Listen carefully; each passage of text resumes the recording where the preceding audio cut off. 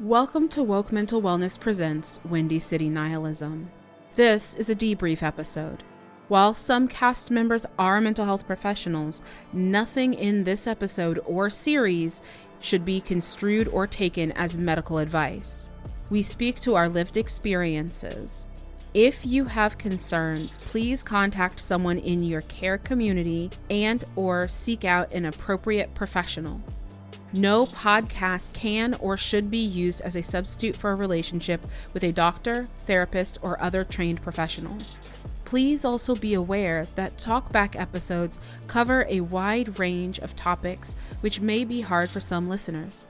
Topics include, but are not limited to, suicide, death, depression, anti-Blackness, racism, sexism, transphobia, police, state-sanctioned murder, complicated relationships, sex and sexuality, hopelessness, financial anxiety, and strong language. Please take care of yourself as you listen, and remember, hope and resistance do best in community.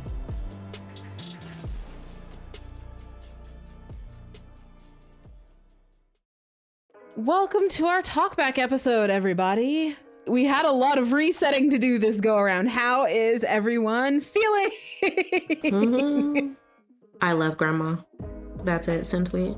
I love her too. She's nothing like my actual grandmother. And also, I love her. Listen, that accent was kicking my ass at first. You're like West Indian, but with an English accent. I was like, I can't do accents off the top of my head particularly well. I need like an audio clip to mimic. But I tried. I did. And, you know, I feel like we're all doing our best right now. We are all doing our best right now. But I am living for this like weird relationship between Felix and Janessa. Truly, it is giving me my whole entire life. I'm obsessed. I am digging it. He's just a weird little guy. Yeah, he just wants to be besties. A weird little fella. It's the eternal TTRPG thing where it will always be the unplanned weirdest NPC that becomes a part of the party. Truly, like, sir, I'm gonna need him to figure out some less damp aquatic animals to be though, because like, can you be a starfish? At least they are dry at times. Like something that is less moist than a freaking octopus every time. But it is truly hilarious, their little situation. I do enjoy it. That they got going on. I'm curious to see how Alexis is going to deal with their shit. I'm not going to lie. I'm intrigued. I thought Jen had messed, but now Alexis got some tea. Miss Scolding, okay? Yeah. I keep forgetting that one of the rules of this game is that you're just happen to be the target. Everybody around you is also traumatized. Yup. Yes. Everybody around you is also dealing with shit. TM. Yeah, no, and we're going into the betrayal stuff, and so of course Alexis's shit's gonna come up, right? And of course, Amina's gonna be spotted at the fucking store out of nowhere, like yo. Yep. It's very much giving like, I don't know, final battle vibes, even though it's not the final battle. Like, I mean, if we're really lucky, like it's pretty damn close. But child, the little drama between Alexis and Ruin for a moment, I was like, oh, not the besties fighting. Ruin is feeling a way about that, I think, too. Like, what the fuck is up with this? Like, you know what I mean? Like, why are you acting funny right now? I know that you have, you know, shit to deal with, capital fucking STM, but nigga, I'm trying here. And I think they are also thinking about like what they said to Jen. Like, it's easy to not try. Like, it's easy to just fuck y'all up and like feed off of your fear.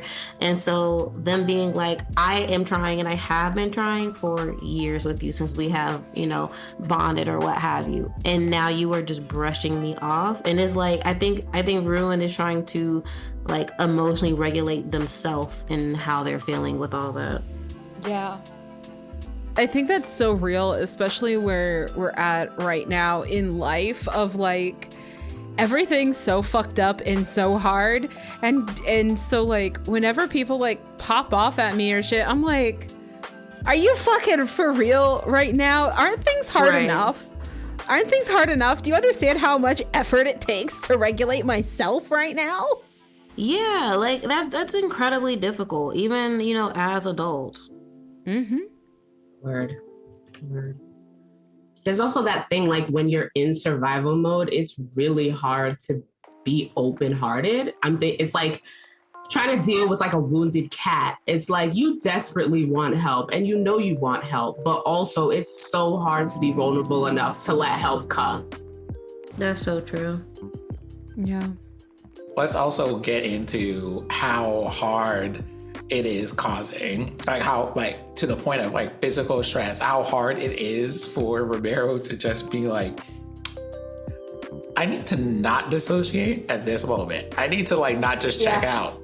No, like what did you say earlier? Like it's hard to like take that, to be intentional about like being present in the moment and like listening. Oh my gosh, my test chitin at that, because I could absolutely relate to that feeling. Like I'm trying not to check out right now. Y'all really just don't know how hard I'm trying not to fucking leave this sphere. So when we're talking about things, right, y'all were talking about, you know, being in survival mode and trying to like absorb things about like the ways that people are behaving and all this other stuff. I think the other side of that is sometimes being like, community is important and like a thing that's necessary, and y'all are trying your best in character to welcome Romero into it, but then there's all this internal stuff that he's dealing with, and it's like, I know that I need to hear these things from y'all and I need to absorb and internalize them, and I need y'all to know I'm trying my hardest not to just hit the mute button internally. Yeah. Because I think like, especially like, again, very much like real life, sometimes being like, you'll need to go outside and hug people and talk to them and like all of that other stuff is a really difficult thing to hear when the world is on fire. 100%, yeah. Or when your world is on fire. Yeah. But to that point, Janessa had a banger monologue there. That was so good. There were multiple lines, Emrys, where you were so on point, and it was such a great character moment, especially with Janessa being injured and all of that stuff. It was, oh God. I was writing down so many things, and so I didn't get to write down the exact quote, but I just remember like absolutely clapping over here and being like, that's perfect. Yeah, and I think for Janessa, like, again, Janessa, I didn't build her to be like buff, to be tough physically. Like she faced her death, like literally in that battle. Like she came so close to dying, and one was injured in a way that she's never been injured in her life. And I think for her, the character that I built is this incredibly physically resilient character, right? She's like physically squishy, right? But psychically resilient, I should say, right? She's physically very squishy, but psychically very resilient, but she's also very emotionally fragile at the same time. And so she does have to do a lot of like talking herself down off the ledge and like reminding herself why she does the things that she does when life is so fucking hard. And she could just sell out like people around her, or she could just not give a fuck anymore, right? Or she could just give up. And so for her, like that's her kind of making sense of this battle, right? She's like facing down fucking demons and like all kinds of supernatural shit that's happening in her life that she's never faced before. And she's like, I got to make sense of this in a way that allows me to do what needs to be done. And so for her, putting it in the context of social work, right?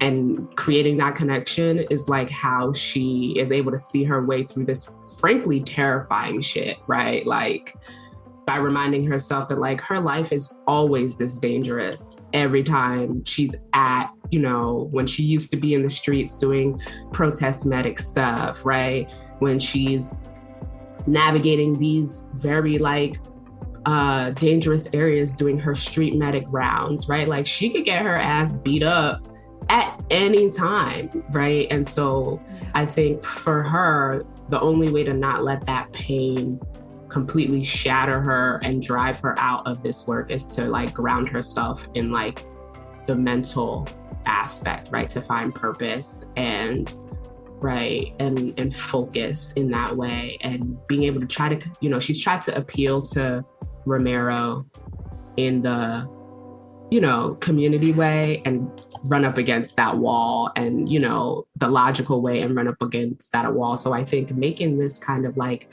organizer to organizer appeal was like, okay, this is my last, this is my last ditch effort to make you get what this means to me. And I think it just made sense for her to try to connect with Romero in that way, in the purpose, right? Externalizing it rather than trying to make it personal, because realizing like Romero's just a very throw themselves into danger for the betterment of others way. So let me reframe this as within the context of the work that we do, and maybe they'll get it. Yeah. And it's like, sometimes that's what you got to do, you know? Do you feel like that helped Romero? Like, I think this is the thing. Part of what y'all are seeing is Romero is fighting a raging inferno with a water pistol. You know what I mean? Mm-hmm. Right? It is I am trying, like, y'all are, I think for what's happening here, what I see, you know, as the person being Romero is, externally, y'all are hearing Romero's about to just like go and do their own thing and leave people because they're afraid of hurting everybody and getting everybody into danger. And then he goes to sleep and he has nightmares about the things that have already happened to the party, and is trying to hold everything that y'all have ever said to them as their one and only defense against the emotions and everything else that threatens to swallow them alive. And it is constantly having to be either at war with himself and trying to remember that he's connected to people, and then having y'all be like, Romero, what's wrong with you? Why don't you want to be connected to people more? When he finally comes out of this. And it's like, that's a little bit too real personally, but also like, yeah. Yeah. I get that. Romero, why don't you want to come out to anybody? And Romero is like screaming on the inside. Literally spiraling mentally. You're kind of like, I feel like you're spiraling, and I'm like, baby, I'm on the 5th crash out. Of the morning, not even of the day, of the morning. Mm-hmm. Romero's out here crying in slow motion on the couch, and people are just like, you okay, baby? I am curious how you felt about the dream scenes, because you got 2 of them this time. So how do I feel about the dream scenes? On the one hand, and I guess it's that thing, as a player, I'm just like, oh wow, this is happening a bit more often, and they are being really heavily focused. I'm trying to figure out what's worse, the fact that Romero has enemies, or that Romero's biggest enemy is still himself, or, you know, right? So we got that going on, but we also got just, for me as a player, it's kind of like there's mounting tension, but I think as Romero, it's just kind of I guess this is what happens the closer we get to doing whatever it is, the more often this stuff is going to happen. And it's just exhausting. Everything here has been exhausting. And there has been like no time to deal with a thing before it feels like another thing happens. And it's having to confront a whole bunch of heavy stuff that up to this point, he's just been content with, you know what? We're just gonna get through it. And it's just like, there isn't a getting through this part of things. And honestly, you haven't been trying to get through it. You've just been avoiding it for a while. So we're here. Yeah. Grandma Nissa is over here like, oh, do you have, is there somewhere where you were betrayed?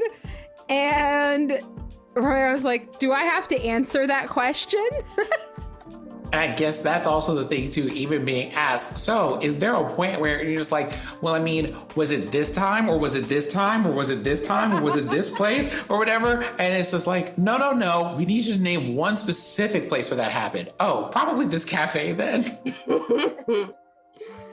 Granted, the hemming and hawing about places I think was maybe cut out of what the audience heard, but yeah. Just for time and clarity. No, that's perfectly fine. This narrative has, I feel like one of the dangers about doing a campaign for recording, for consumption, that so heavily like mirrors or pulls from our like the very real rise of fascism and such that is happening in the country right now, is that this has ballooned so much because we keep just living in the world. Yeah.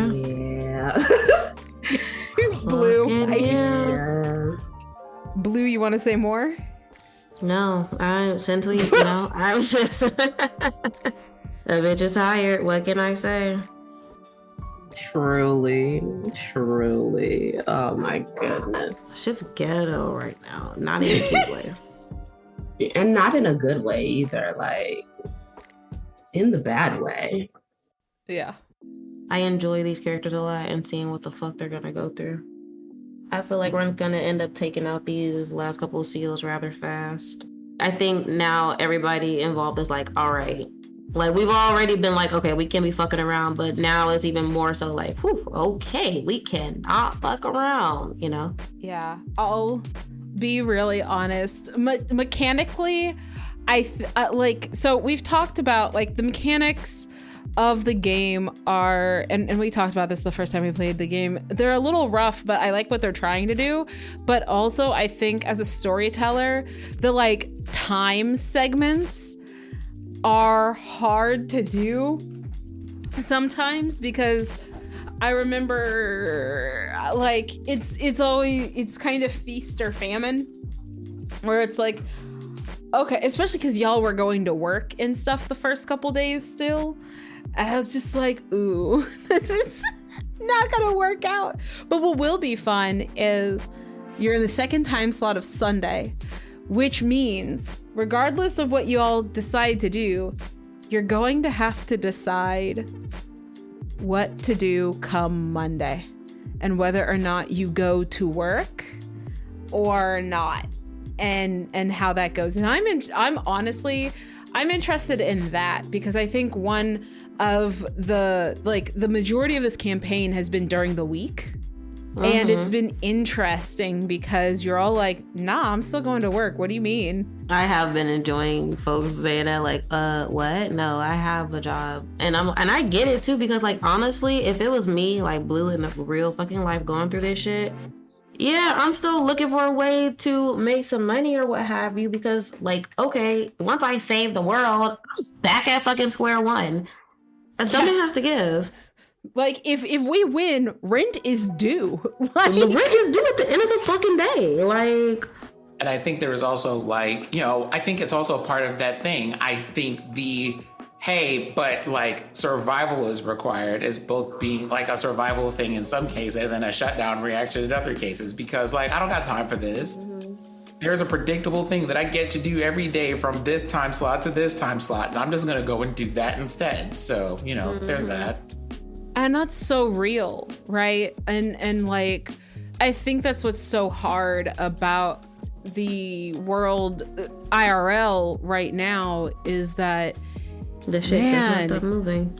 There's still shit to do, and it makes us easier to control because we're all like, it's the 20, this isn't gonna come out then, but like it's the end of the month, I need to make sure I have this money, which means I need to make sure I get paid, which means I need to make sure I finish this thing or this thing or this thing, or, go to work during these hours or these hours.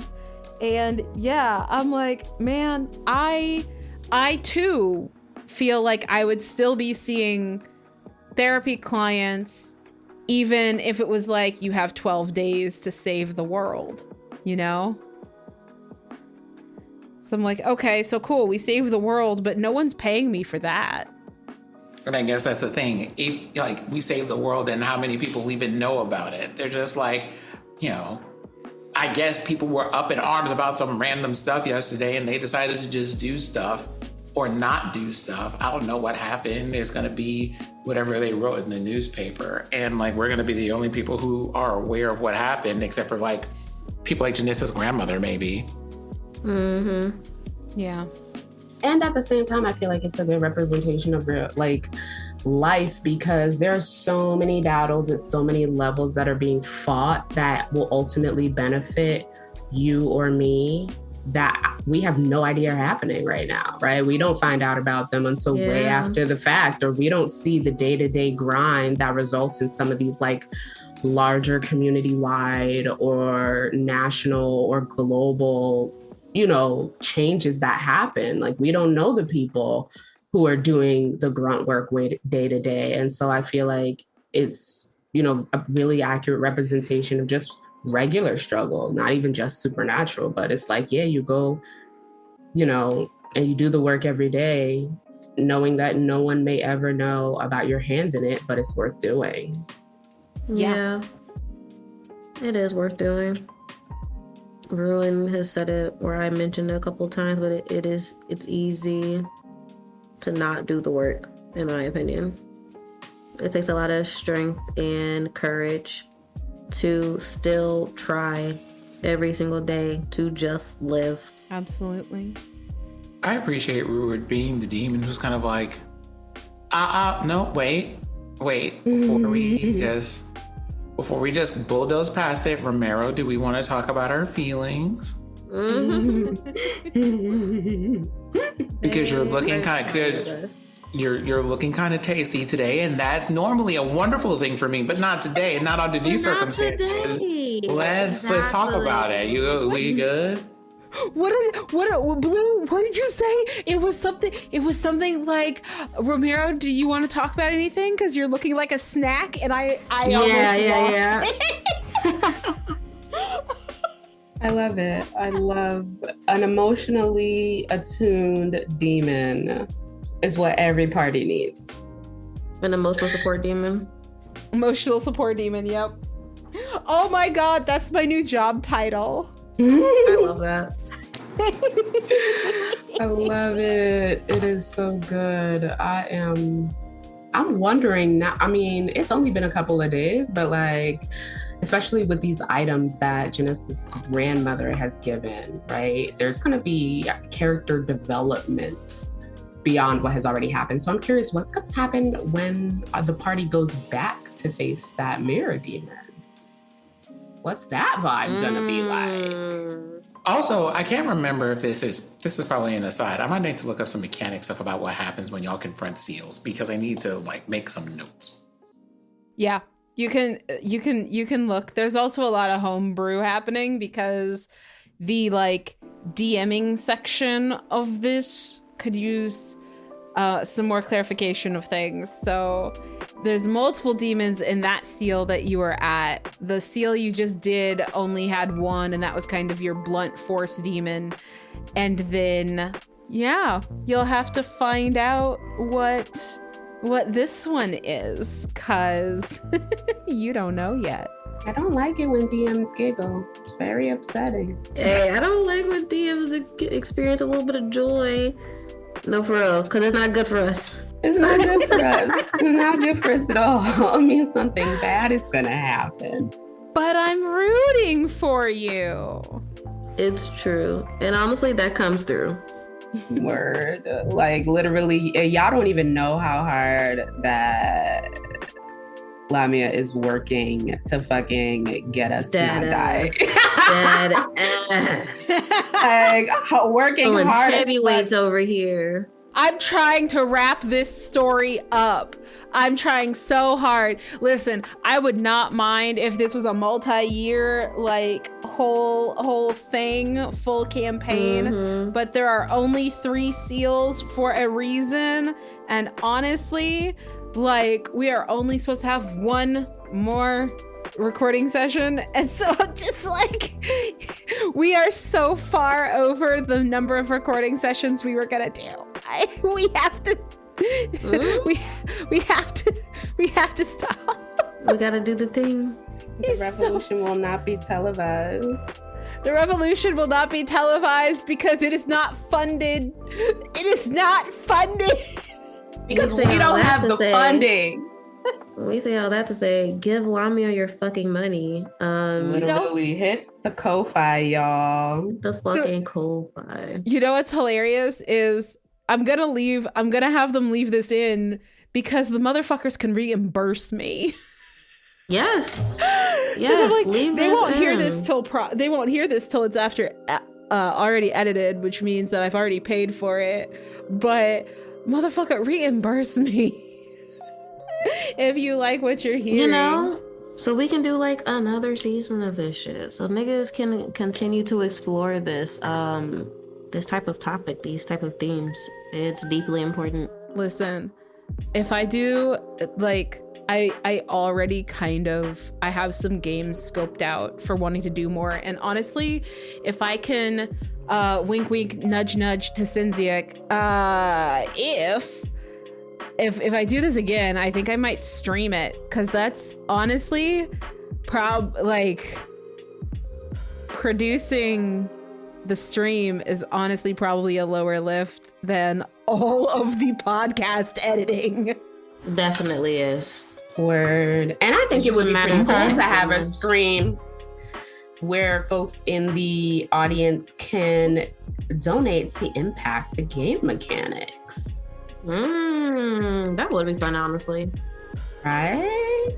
I like that idea.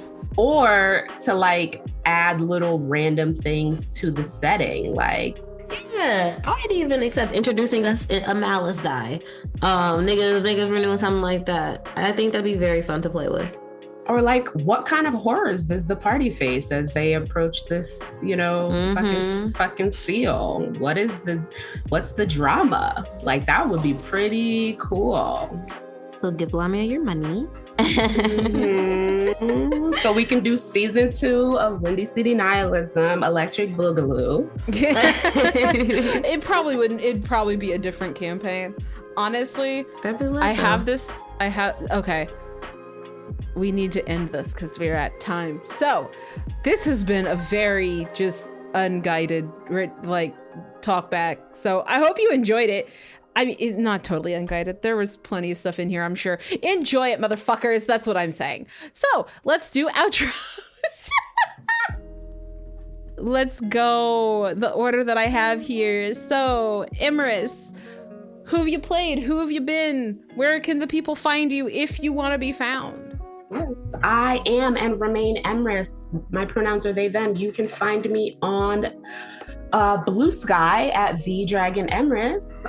You could also find me on Tumblr at The Dragon Emrys, where I reblog Call of Duty fanfiction. And I have played the wonderfully squishy Janessa Louise Wallace. Blue. Hello, my name is Blue. My pronouns are they, them. I have played Ruin, the emotional support demon. You can catch me online as King V, and as King with a Y, or anywhere Body Bards is. Awesome. And Sin. Hi, I am Sinziak, your resident he, they. I've been Romero Marcus, your terminally swinging between being sad and dissociated person. I should have been a Depeche Mode member. Not Depeche Mode. All right. And I'm Cassie, aka Lamia. I am your storyteller and the rest of the world. And you can find me. It's a scavenger hunt because my name is different all over the place. So Intersections CCH on Blue Sky, Intersections LLC on Instagram, and then of course Woke Mental Wellness here. Any podcast, any place that pods your casts or casts your pods, whatever. I don't fucking know. You can find me. So we will see you all next time for maybe our final episodes. I don't know. We'll see. We'll see if this cast can speed run these seals. I doubt it. But we will see. Please remember to take care of yourselves, take care of your community. Resistance works best with buddies. So take care, and we'll see you next time. Bye.